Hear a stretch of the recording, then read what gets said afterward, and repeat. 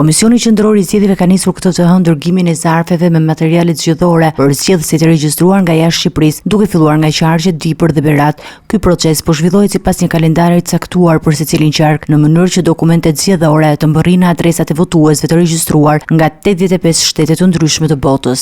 Në Parkun Olimpik, afër 120 punonjës së KQZ-s janë angazhuar për të përgatitur dhe dërguar zarfe prej 245.935 votues të diasporës. Seti që çdo votues të marrë përmban fletën e votimit që duhet të futet në zarfin A, i cili është pa shenja identifikuese për të garantuar fshehtësinë e votës. Më pas kjo fletë vendoset në zarfin B, ku shënohen të dhënat e votuesit dhe më pas dorëzohet tek postieri për të dërguar në KQZ.